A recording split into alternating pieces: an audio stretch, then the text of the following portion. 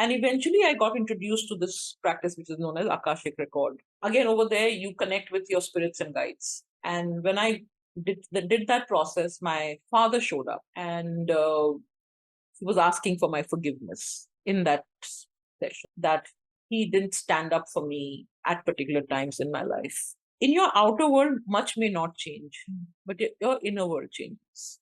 There was a time when I referred to the Gita, and there's this. It starts off by Arjuna putting down his weapons and confessing to Lord Krishna that I don't know what to do. And then the Updesh starts. And at the end of the Updesh, Arjuna says to Krishna that I've been with you all my life. How come you never told me all this earlier? He said, you never asked.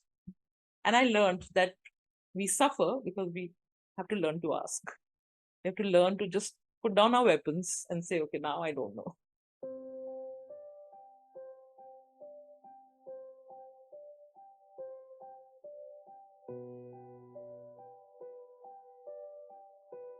Hi, this is Akanksshaa. If you're new here, please subscribe to my channel. If you resonate with me, please like, comment, and share. Welcome to Multidimensional Soul Podcast and a Talk Show. On this show, we talk about deep spiritual and mystical experiences of people which we normally shy away talking about. We are more than our physical body. We are spiritual beings on a human journey, and we discuss how a soul exists on multiple dimensions. We discuss science, technology, and spirituality point of views and perspectives on this show. Our purpose is to open our minds to limitless possibilities and our hearts to love and shine the light within bright. Our guest today is Preeta Pradhan. Preeta is a wholeness coach and she works with individuals and groups in understanding their emotional prisons and offers to lead them through emotional regulation and resilience using reflection, observation, breath awareness, and vibrational resonance. She uses a lot of techniques like power of intention, gratitude, EFT, mindfulness, and sound journey sessions. In 2016, after over 3 decades of professional experience, Rita chose to take a sabbatical and dive deep into self work. Apart from other ancient philosophies, Advaita Vedanta philosophy has been her guiding principle, and she's offered more than 500 sound healing sessions since 2018. She's been part of all night gong baths in Gurgaon, Rishikesh. In today's episode, Preeta talked about how she got her spiritual awakening after the trauma she had gone through. And she talked about Akashic records, healing her clients, healing relationship. She talked about Advaita Vedanta and much more. So I hope you like this episode. Do watch and share. Hi, Preeta. Lovely to have you here. And welcome to Multidimensional Soul Podcast. So, we are actually recording this in lovely weather and in Preeta's house in Goa. Thank you, Akanksshaa. It's lovely to be with you. Awesome.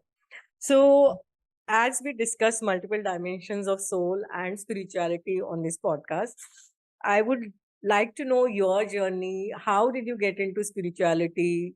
Yeah. So, like when you talk to people who have had a spiritual awakening, it'll always come from some deep trauma.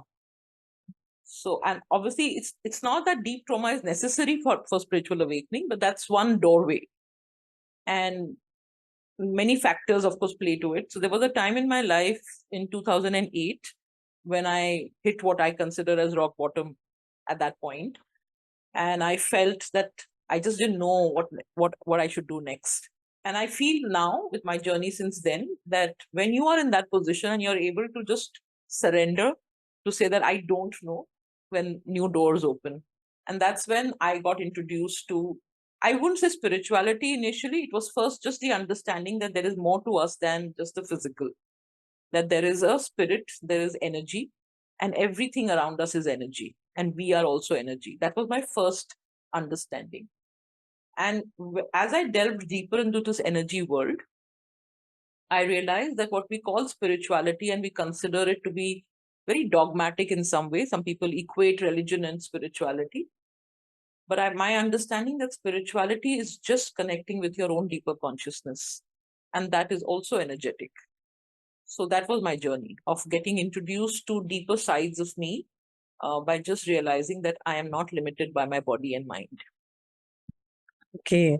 So when you talked about trauma, and a lot of us actually face trauma since childhood and in our life, and there is a lot of suffering in this world. And Buddhism says that this world is full of suffering. So each religion has different view. So what is your perspective? Why is trauma and suffering there? Is there any purpose for it, or you think that it should not be there? No, I mean, see, when we are unconscious, when you're living from an unaware space, and then we are living believing that we are the body and the mind, then suffering seems like something which is happening to me. It's like an attack on me, and I'm insecure and I need to secure myself. But when you go deeper in the space, you realize that suffering is also a thought. It's just life. Like for me, nature has been a great teacher. So if you look at nature, nature doesn't cry when it dies. Nature and doesn't even die actually, because a leaf falling from a tree is the death of a leaf. But the leaf is not really dying, because the next form will take place. Because then leaf will mulch and go back into the earth. Or the understanding that a seed has to die for a plant to sprout. If the seed said, I don't want to die, then we'll have no plants. So for me, this awareness that everything has to die and everything is a process has also brought me to understand that suffering is a part of life. So if I didn't have any suffering, I wouldn't even know what joy is actually. It's like day and night. If we were living in a place when there was only daylight, I wouldn't even know what daylight means, because that's the only state I am in. So I definitely don't think that suffering is something that shouldn't happen. But yes, some suffering can feel too much. And sometimes the suffering shakes you from your core and makes you feel like ungrounded. You feel as if you've been blown away by some storm. And again, the understanding is, yes, some storms are like that. But I also have understood that the universe will only give you the kind of storm that you can weather. And the tougher the storm, the tougher you are actually. But you're not aware of it. And it wakes you up to your own strength. Because right now, just to give you some context, I'm working with a client who's had 2 deep losses in the same year. She first lost her mother to illness, and within a few weeks, she lost her elder brother because he decided to take his life. And for this younger sister, the youngest member of the family, this is a huge, shattering moment. She's not able to make sense out of this. What is the purpose of my life? Why do I have to go through all this? So yes, and she's questioning it. She's saying, what is the purpose of my life? Why do I have to go through so much suffering? And when she sees around herself that there are people who are living what we consider normal lives,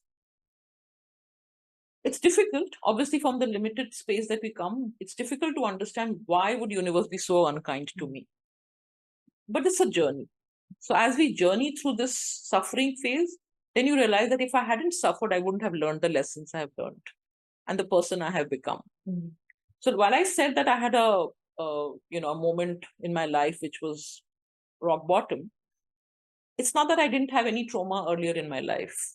But somehow at those moments when I faced those trauma, maybe my positivity, maybe my youth, maybe my life circumstances was such that I felt I could ride through it. It was a storm, but I was strong enough to go through it. This particular one, at this point, I felt that I had exhausted all my resources. Now I don't know what to do. And there was a time when I referred to the Gita, and there's this, it starts off by Arjuna putting down his weapons and confessing to Lord Krishna that I don't know what to do. And then the Updesh starts. And at the end of the Updesh, Arjuna says to Krishna that I've been with you all my life. How come you never told me all this earlier? He said, you never asked. And I learned that we suffer because we have to learn to ask.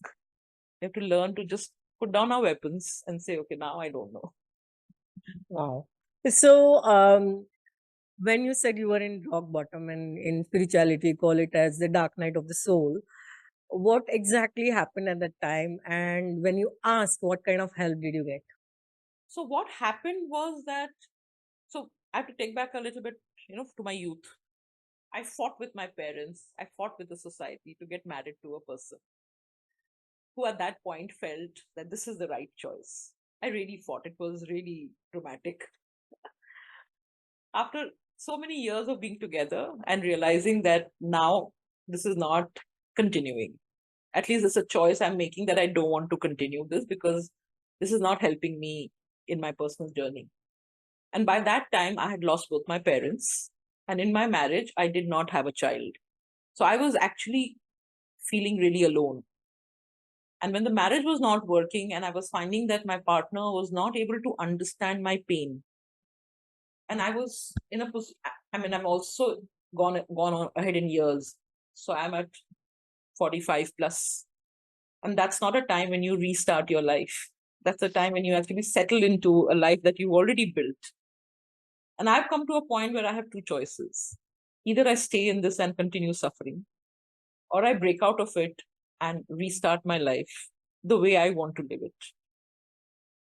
So it was very difficult for me because whether it was financially, whether it was emotionally, whether it was physically, and you're in a place like a Gurgaon, which you really don't know anyone because it's a new place. And you just about moved in there about 2 years ago. So you don't really have a support circle. And also I found that my support circle really shrunk because most people didn't really understand why I was resisting what was happening. Everybody lives like this. This is how life is. What are you trying to look for? Like one of my friends famously said to me, you think the birds will sing sweeter and the flowers will be prettier by your decision? And I was like, I didn't have an answer, but it didn't feel right what she said. And she was a dear friend. Later, I say, probably the birds and the flowers are the same, but I sense it differently now. My inner space has changed. So that decision was very difficult because I had no support system. But even when I say I didn't have support system, it's not true. I did have support. I didn't have support from the way I perceived it. Didn't have parents or a child or a brother or somebody who was holding my hand through this. But I had support from all kinds of different angels, I would say, which today is my soul family, is my spirit family, and my so yeah. And how did I find help? I mean, literally speaking, it was as if I was lifted from where I was and put in a workshop area, in a retreat place, where I met the person who has now led me out of darkness. So I kind of met who I consider my soul mentor. Okay. Yeah. Amazing. Okay. Yeah, so you broke the societal norms because there is no age actually to restart your life. You can restart at any time. But at 45, you feel you've crossed most of your life. And now you're, like people say, are you settled? So 45 is the age when you're supposedly settled, right? But I'm consciously unsettling myself to say that no, this settling is not what I want. Awesome. Yeah. Okay.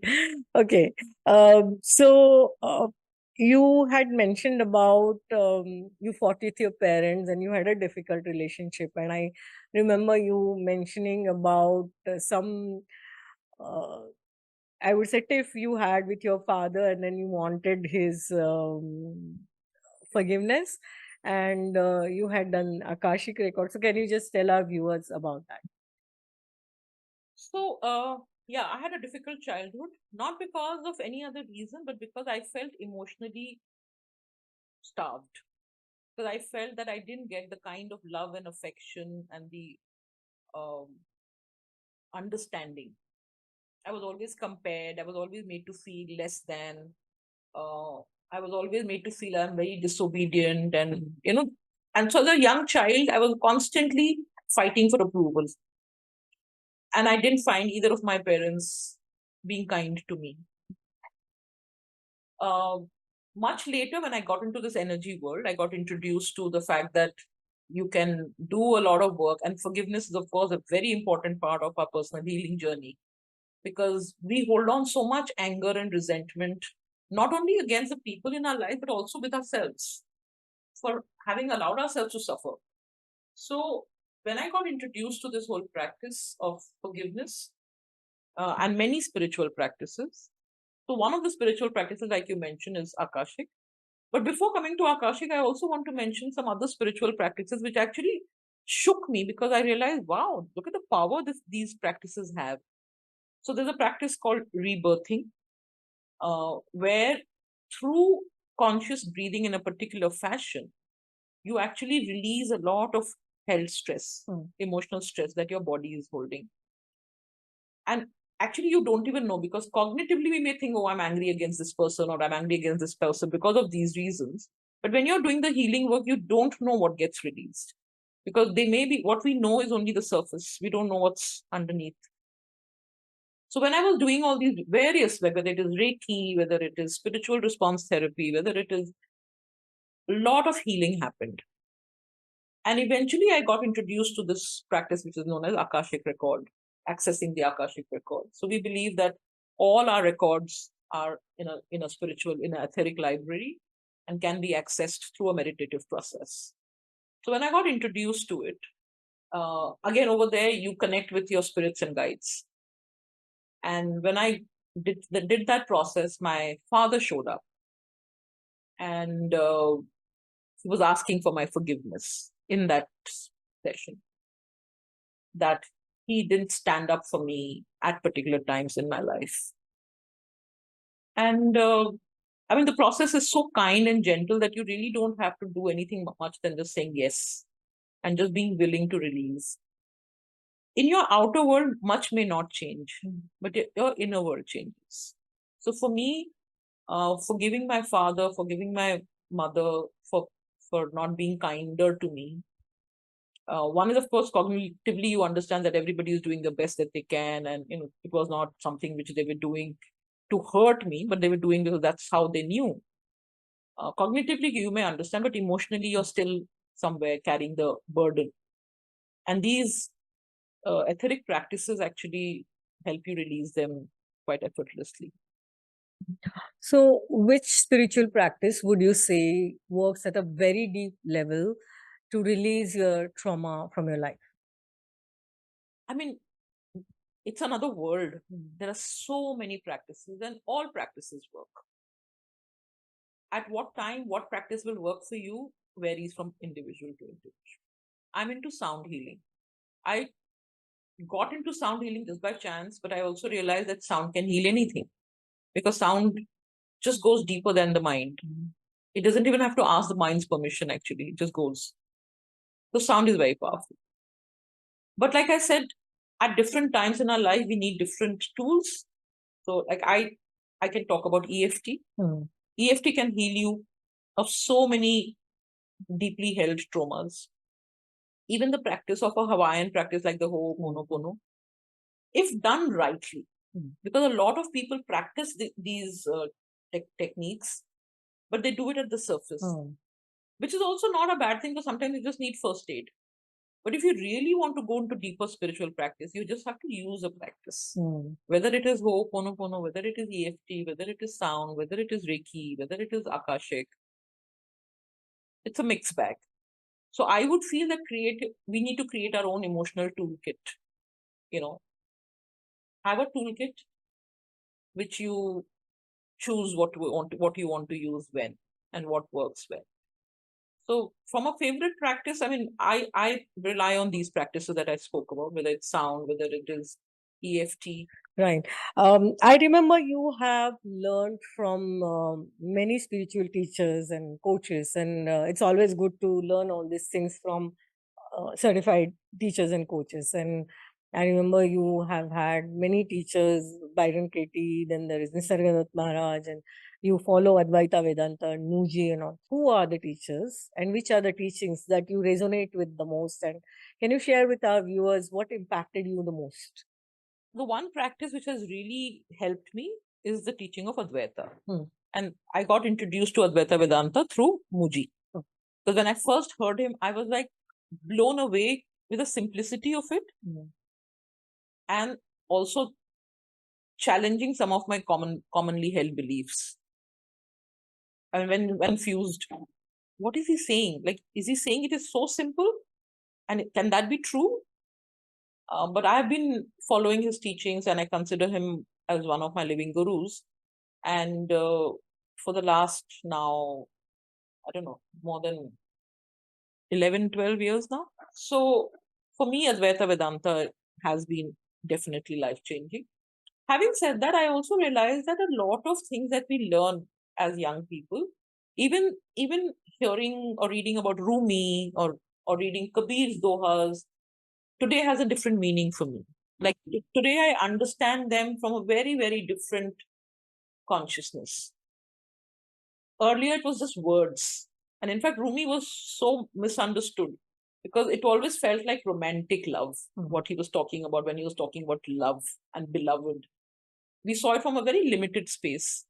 And today, obviously, I understand that he's not even talking of a human. He's talking of an energetic, spiritual belovedness that we all are. And even what Buddha says, I mean, they all appear to be something which is in the practical world, physical world, limited to our human relationships.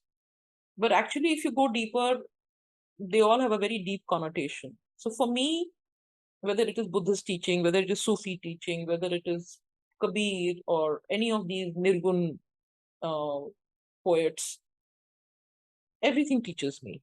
And actually, for me, like I said, nature for me was the biggest teacher, because when I started applying what nature is, when you look at nature and when you see how nature progresses, for me, that was like an analogy of like, this is my favorite analogy of the wave and the ocean.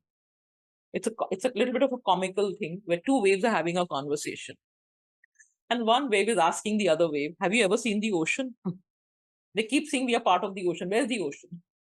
So the second wave says that to stop being the wave. And that was like, wow. I mean, that is like really deep if we consider that, we are all part from the same source. But we are so invested in our own ego that we don't even realize where we are coming from. And we just have to stop. Now, we don't know how to stop being, because that's a difficult one, because the ego can't figure it out. And it was difficult to admit that, yeah, they are my fears. And I remember one person who I again consider my teacher. I attended a session with him, and suddenly my perspective of time changed. Earlier, I would think of time as a linear scale, where there's a present moment, there's a huge past, and there's a huge future. So the future was very scary because it's unknown and it's all dark. And as if the present moment is vanishing every moment and you're entering this dark space. So it's very scary. You don't know what's going to happen in the dark. But something in that session shifted me to realize that the whole scale is the present moment. There's one dot which is the past and one dot which is the future, which is never going to come. Because when what is perceived as future comes, it's actually just the present moment. So all I need to focus on is staying in the present moment. The more I stay present, there's nothing to be scared of. Again, I mean, intellectually, I'm sure many of us understand these things, but how do you live from that? So building in those practices, and today when I look at myself and I say, I don't seem to have any fears of the future. Though I'm at a certain age when people think of, again, security, and because when it happened, I was 47, today I'm 61, and I'm fearless, literally fearless. Yeah, it's amazing that how courageously you have chosen a life where wherever you are called, you go there and then settle there for some time and then conduct your programs and then you move to the next place. So that it does require courage to follow that kind of a lifestyle.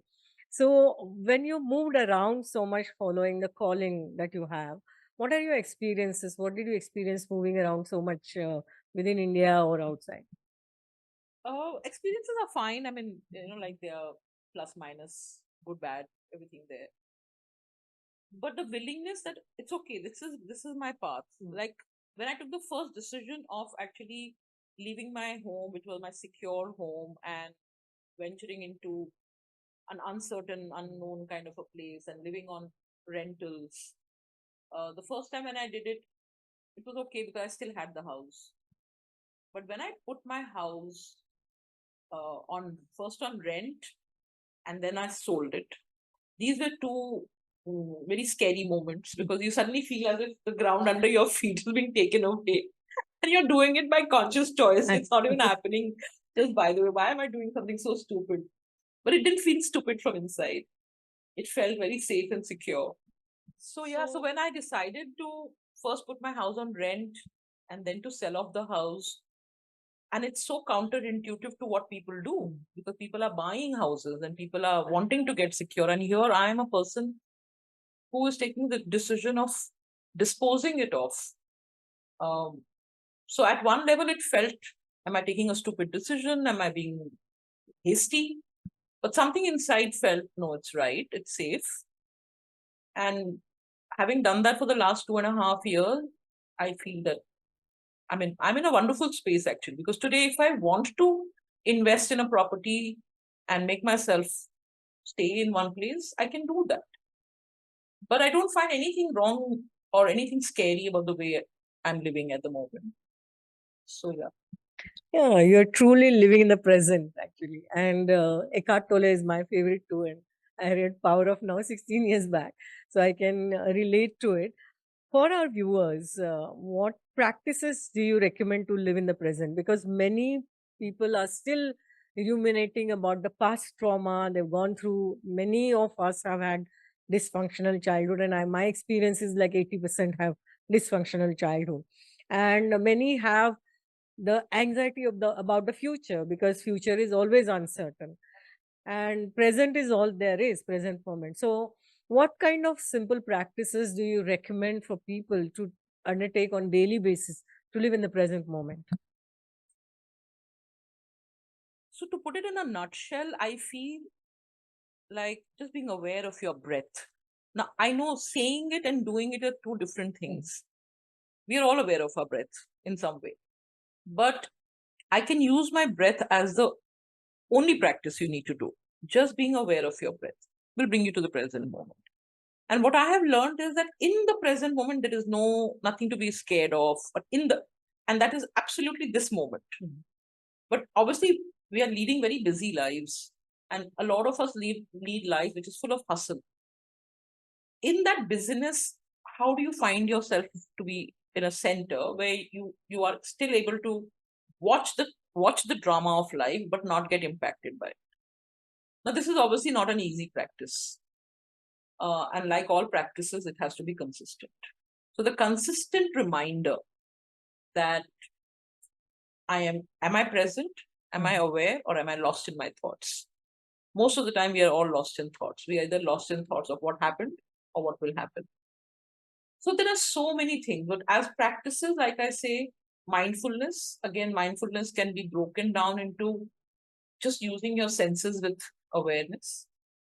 Like half the time when we are looking at something, when we are using our sense of seeing, we are actually using the mind. We are not actually limiting ourselves to the sense of seeing or anything when we are eating. So, I mean, if I say what I practice, so Advaita has brought the stillness in me to always be aware of the stillness from where you are watching the drama, not be the part of the drama. Now, again, like I'm saying, it's easy to say this, but practicing it requires constant reminder. And here I would like to share with your viewers a story that Muji shares very frequently about a person who's learned how to drive a car on the highway. And of course, I mean, Muji has a very beautiful, comical way of narrating stories. It's very interesting. So you're driving on the highway, you're a fresh new driver, you have the trainer next to you, and you're driving straight. You're holding onto the steering wheel and you're driving straight. Suddenly it starts raining. Now the trainer says, put on the wiper. So as a new driver, when you put on the wiper, you get distracted and you start looking at the wiper. And he keeps saying, look at the road. Keep your eyes on the road. Keep your eyes on the road. And the new driver is scared. So the reason he shares the story is that is how life is. Life is a straight road. You have to keep your eyes on where you're going. All these challenges are like the wiper, the rain and the wiper. So when you're wiping something, don't get distracted by the mind. Don't get distracted into what's happening. Be in the driver's seat. Be the driver of the vehicle, which is firmly on the steering, and just keep the eyes on the road. Wow, that's powerful. So every time something comes and shakes your attention away, you have to just center yourself to say, no, I'm watching this. I'm not in it, I'm watching it. And it takes a lifetime to practice this.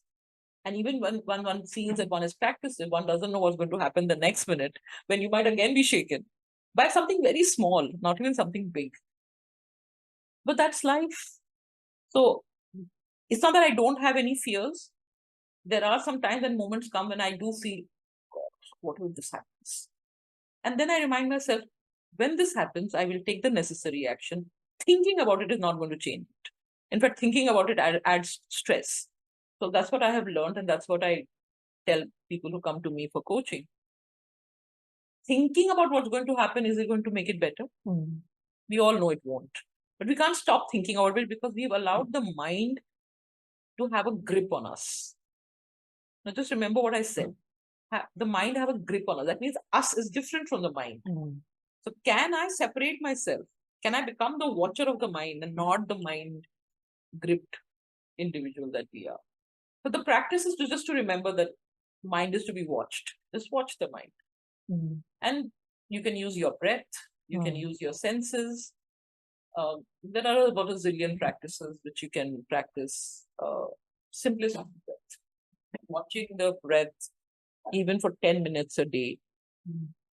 Taking conscious breaths once in a while. Slowing down, basically slowing down, because the speed of the mind is too fast. So we are just rushing into emotional states. Can you just remember to bring yourself back to the calm center?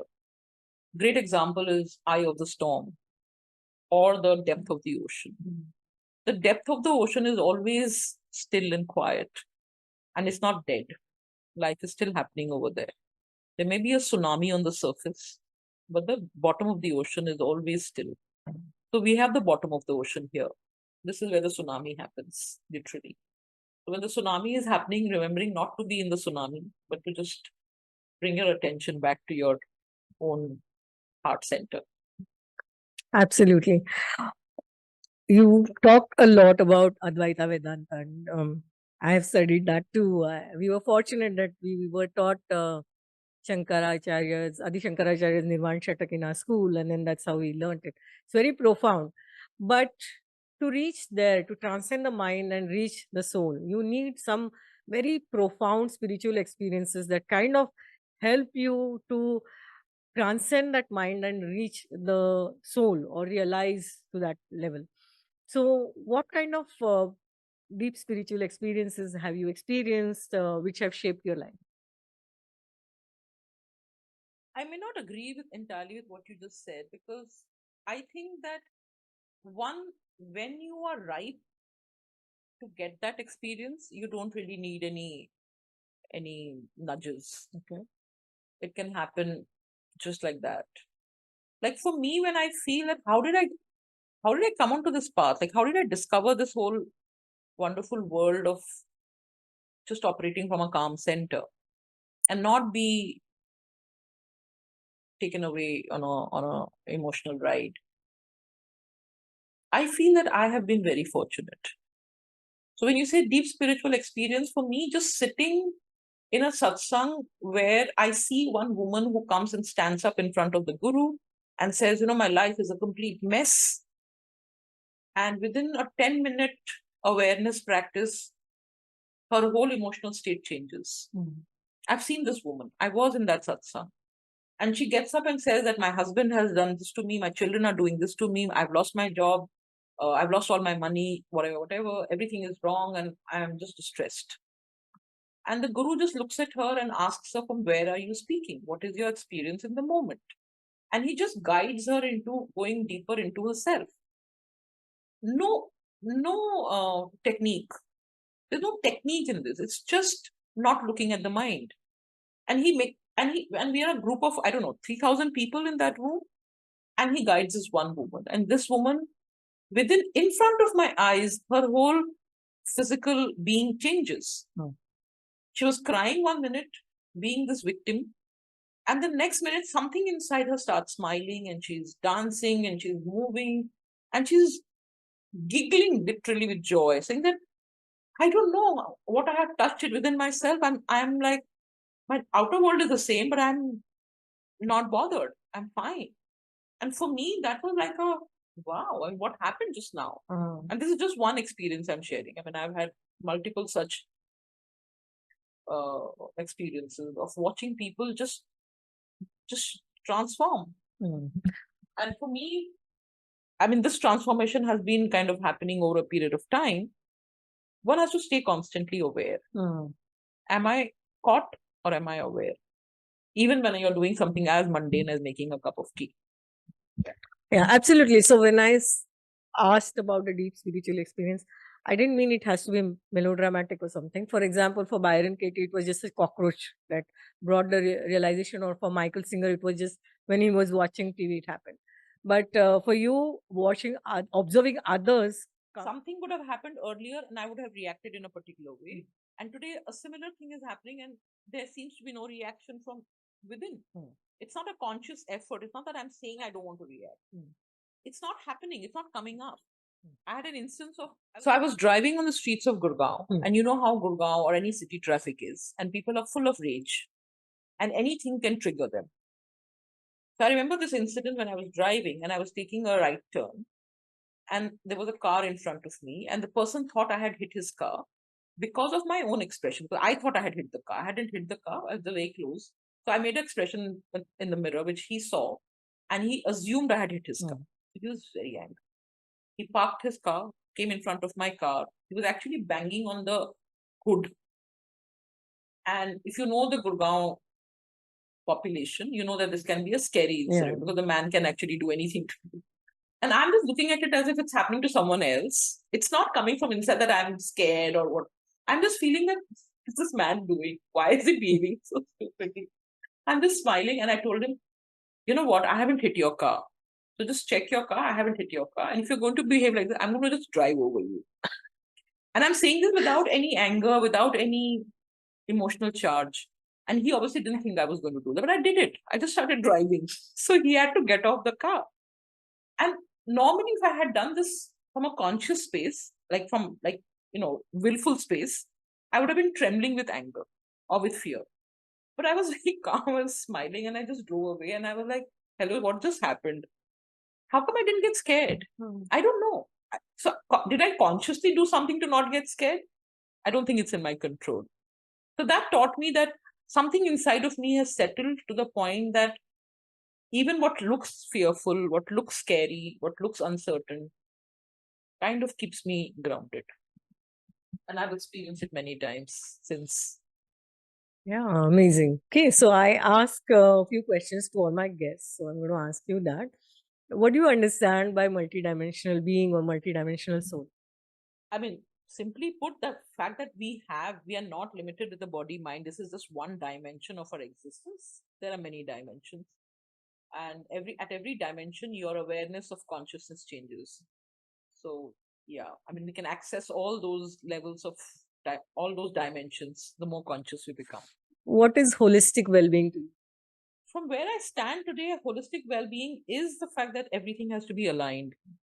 Your body, your mind. I mean, when we say, oh, I'm physically fit, but we're not looking at our emotional health, or we are not looking at our mental habits. Holistic has to be all together. It's just not about being physically fit. It is being physically fit along with being emotionally centered and mentally stress-free. What is love, as per you? Love is an experience, I would say. Because I mean, obviously, when we grow up, we understand love from a very different aspect. But what I realize now that actually we are love. We are the embodiment of love. But we've covered it with all kinds of other emotional states, and we feel that we have to act out our love, whereas we just have to be love. Okay. What is self-love? So if love is being love, then that's self-love. Okay. What is the ultimate purpose of life, as per you? Actually, there's no purpose of life apart from living. I mean, that's what I understand, that, yeah, I can have a big purpose of building something or creating something or doing something with people. But actually, the whole purpose of life is to just live your life with awareness and, to the best of your circumstances. What is your parting message for our viewers? Just slow down. I mean, we are so focused on the mind's activities. And while mind has been given to us as a faculty to use, we have actually allowed it to become a rogue. So I think we need to just understand that the I in me is bigger than the mind, and I can control the mind. Where can people find you? How can they contact? I'm there on Instagram, on LinkedIn, on WhatsApp, and my details, I'm sure we'll share the details with you.